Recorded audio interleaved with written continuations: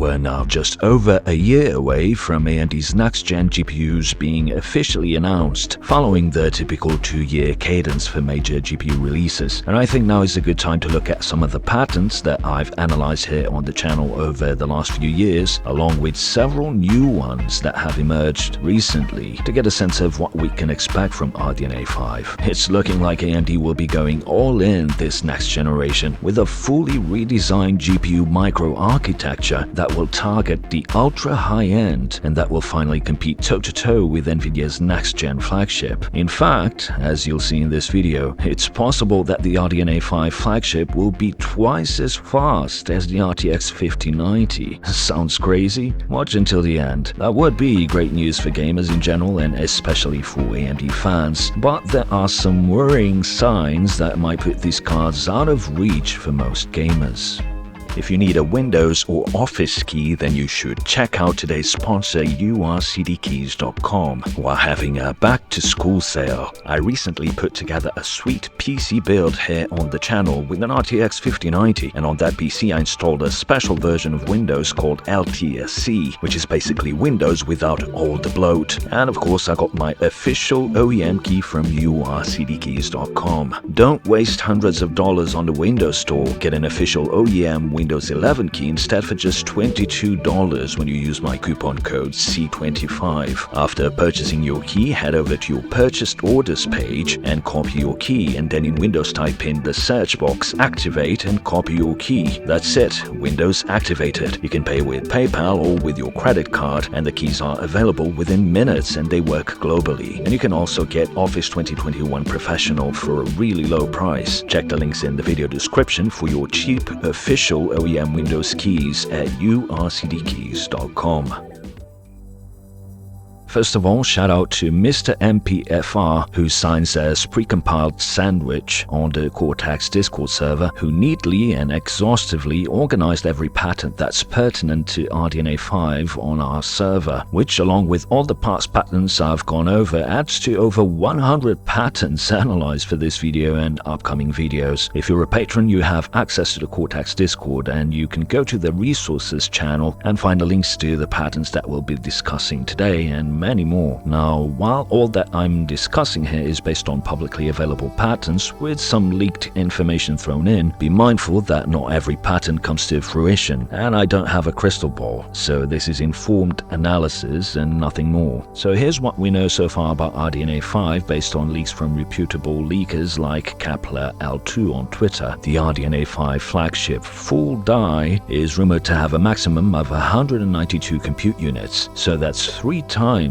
the 9070 XT. It's estimated to have around 20% higher IPC per CU due to architectural improvements, and we'll look at those in a second. And it will be built on the TSMC 3nm and 3P process node, so possibly allowing an additional 10 to 15% uplift, although that might already be included in the leaked IPC lift. Clocks will probably stay the same or lower depending on how the GPU is configured. Now the question is, will RDNA 5 be chiplets-based or monolithic? This patent in particular reveals an interesting configuration which RDNA 5 might take. Essentially, you have 3 types of dies here: the front-end die, the SE die, and the GMD or graphics multimedia die. So the whole GPU package would consist of multiple chiplets, each chiplet grouping containing shader engine dies which do the graphics and compute work, and a front-end die in each grouping. This die would be responsible for scheduling, command fetch, and geometry and tessellation setup. All of these chiplets are then linked to a single multimedia die, sometimes referenced as the GMD or graphics multimedia die in AMD's patents. And this die handles display output, multimedia functions, and external interfaces like PCIe. So the basic idea is that the SE and FE dies above can focus solely on high-performance graphic and compute workloads. The other vital function here is this modularity mode selector. What this does is it enables or disables chiplets depending on the workload. So if you are playing a 2D platformer game, there's no need to have the whole GPU active with workloads spread across multiple dies. That would be super inefficient. You only need one of the chiplets to process a simple workload like a 2D platformer. If you are playing something like Civilization, on the other hand, which has a mix of 2D and light 3D graphics, maybe you only need two chiplets active and a multimedia die to play the pre-rendered videos that frequently pop up. But if you are playing a demanding AAA game, this mode selector can essentially combine all the chiplets into a single monolithic-like processing unit. This mode selector will also be very important in the mobile versions of RDNA 5, where efficiency is the focus. The advantages here are clear. Firstly, scalability. This allows AMD to easily scale up or down the number of FE/SE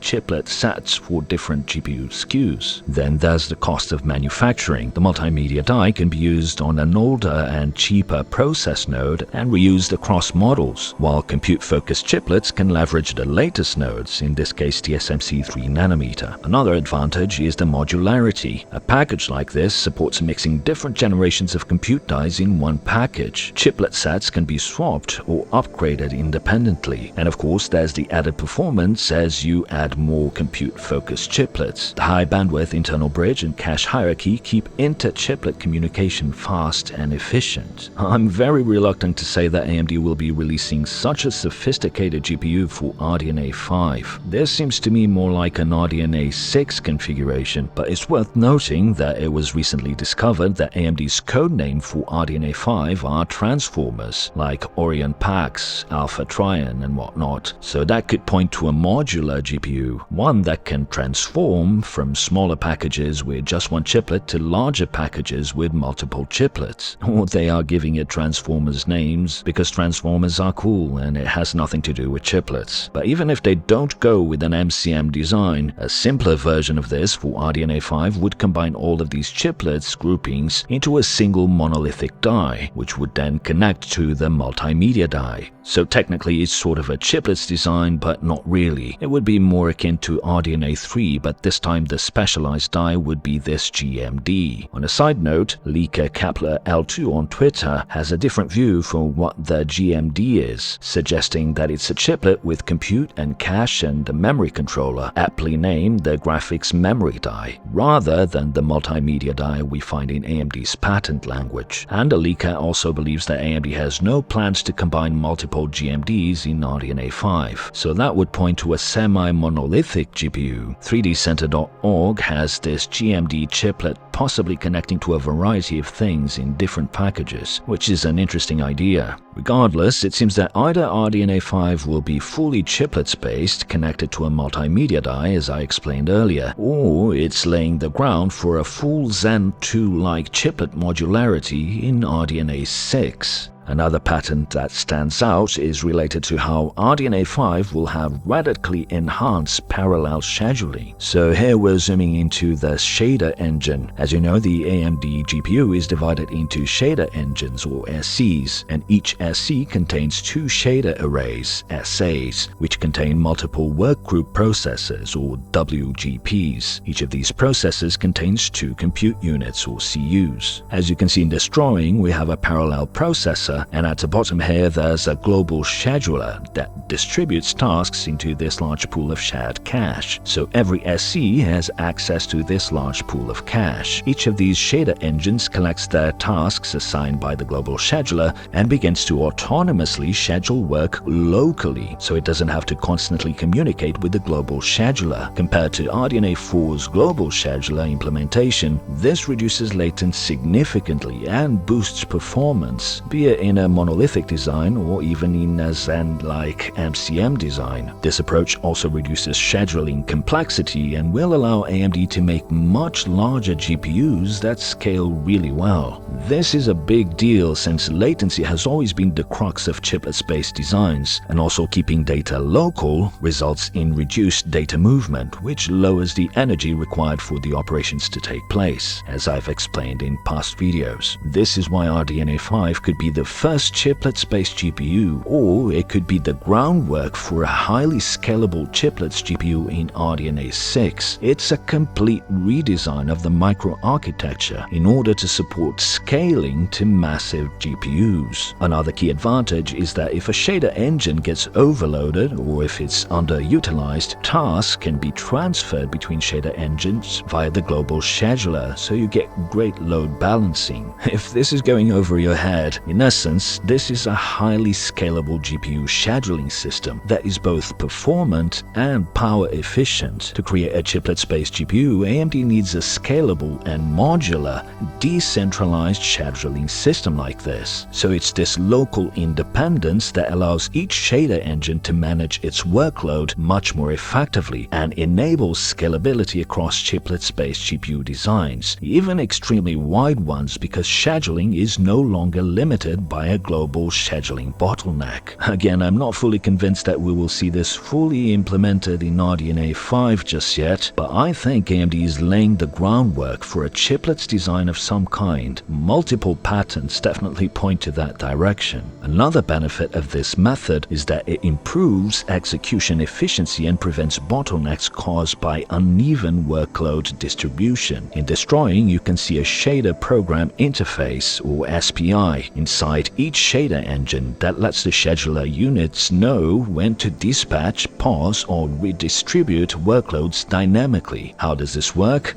Bear with me for a bit longer. Like we saw earlier, decoupled scheduling from a global scheduler is a huge innovation for RDNA 5, and it's key to building a chiplets-based GPU. But what if scheduling could be completely decoupled from the shader engine itself? In this drawing, we have a local launcher in each workgroup. So this allows the local scheduler to ignore the SPI, or shader program interface, and initiate tasks locally and asynchronously. So because this is done locally, it can be done 10 times faster than through the SPI. This means that workload data can remain contained within the workgroup, and that will reduce power and won't stress the level 1 cache. Without getting even more technical, this will be greatly beneficial for a workload like ray tracing, and it gives credence to recent leaks that suggest that ray tracing performance in RDNA 5 will see a 2x uplift. This flexible scheduling independence is great in a monolithic design, but even more pertinent for a chiplets-based design. The speed up in performance with a shader engine like this would be massive. Now, the only way a chiplets-based GPU can work successfully is if AMD can dramatically lower the inter-chiplet communication latency. The infamous AMD dip that we experience with AMD CPUs that have two CCDs when there's a hop between chiplets would be greatly exacerbated in a GPU analogous package. No one wants a stutterfest. So to get around this, there are 4 patents filed by AMD that address cache coherence and resource sharing. I won't go into them in detail here in the video, but if you're on the Discord, I will post an outline there for each of them. So we have compacted memory transactions for local data shares, hardware accelerated atomic data structures, hardware queue priority mechanism, and dynamic accounting of cache for GPU scratch memory usage. In essence, these are all pieces of the mosaic that, when fully assembled, form a chiplets-based GPU. It's definitely plausible that RDNA 5 is a stepping stone that is still monolithic, but that will implement several of these new functions already, and the disaggregated multimedia engine as its own chiplet. I think that will indeed happen already in this next gen. And of course, the ultimate goal is scalability. Collectively, these memory and cache features allow the GPU to scale performance cleanly across more chiplets without exponential increases in overhead or complexity, which is crucial for ultra-high-end GPUs with many chiplets. These are just a handful of patents from the massive treasure trove that you can find on the Cortex Discord. And as we get closer to RDNA 5's announcement, more patents will emerge and more pieces of the mosaic will give us a better idea of what the final product will look like. I will be covering them in the coming weeks and months. Now, based on the leaks we have so far, how fast would RDNA 5 be compared, for example, to the RTX 5090? So if we do a comparative scaling versus the 9070 XT, if the RDNA 5 flagship has indeed 192 compute units, like rumors suggest, and if we take tech power-ups numbers, the 9070 XT being our baseline, given a CU count uplift of 3x and an IPC uplift per CU of 20%, you're getting a performance uplift of 3.6x without the node advantage. So the RDNA 5 flagship would be 3.6 times faster than the 9070 XT purely from architectural improvements and obviously the larger core count. I'm not counting the uplift from the new node here, as the leaked rumor about the 20% uplift from Kepler could already include the node advantage and clock speeds. In fact, most of the benefit from the new node will probably go towards keeping energy consumption down.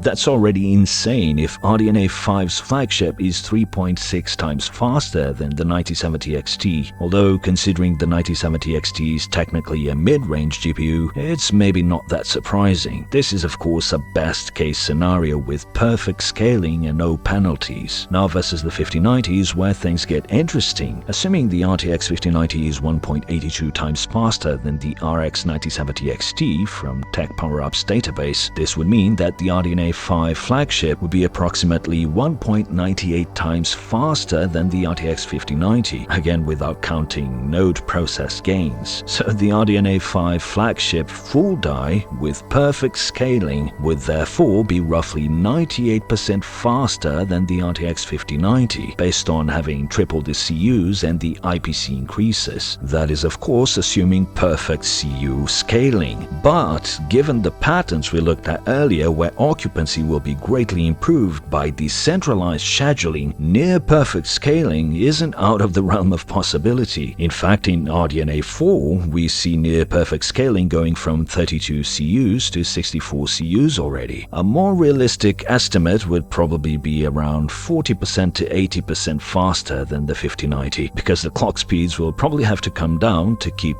power draw in check, and it's unlikely that AMD will sell the full dies to gamers. So instead of 192 CUs, AMD might release a cut-down version of their flagship. Regardless, Nvidia will have a very hard time competing with such a dramatic leap in performance from AMD. Does this all sound too good to be true?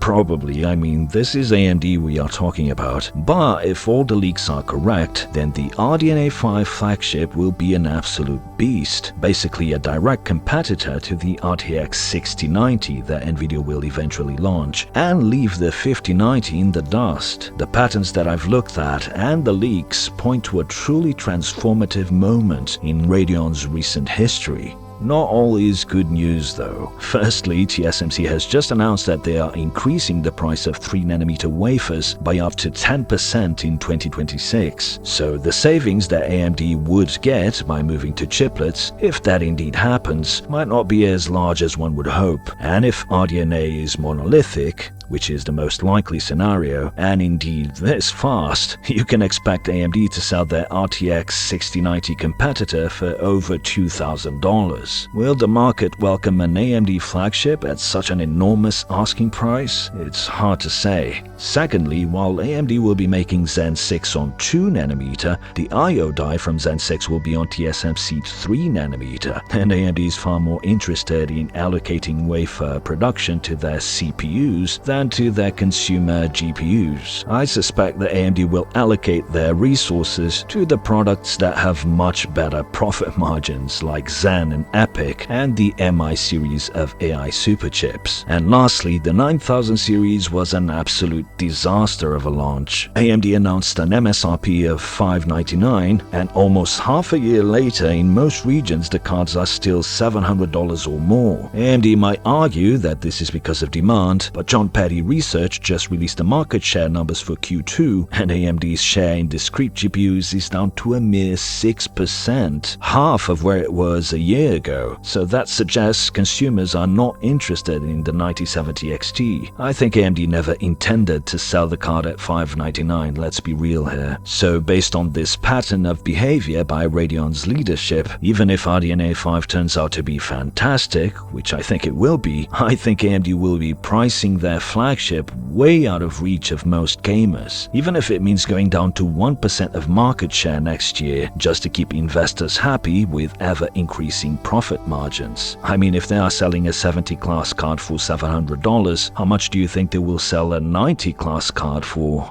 AMD were the first to put HBM on a GPU package. They were the first to bring chiplets to consumer CPUs, and the first to create a 3D stacked SoC with their 3D V-Cache Zen products. It stands to reason that AMD could be the first to create a truly chiplets-based consumer GPU, and many patents point in that direction. I'm not fully convinced this will be for RDNA 5 just yet, but as more patents emerge and more leaks come out, the case for chiplets in RDNA 5 might crystallize. Even if only a small subset of these patents do indeed materialize, then RDNA 5 has all the pieces to be one of AMD's best GPU microarchitectures to date. And the biggest obstacle for AMD to take back market share from Nvidia's near total domination is not Nvidia, it's not the games industry, and it's certainly not AMD's fanbase, but rather it's AMD themselves. Subscribe and stay tuned as I continue to cover new patents as they emerge in the coming months. A new paradigm shift is on the horizon, with Google and Nvidia competing to create a whole new way of rendering games. Subscribe to the channel as I will also be covering neural rendering in depth here on the channel soon. Be sure to leave a like as that helps with the algorithm, and if you join my Patreon for just a couple dollars per month, you will get exclusive access to the Cortex Discord server. Thanks for watching, and until the next one.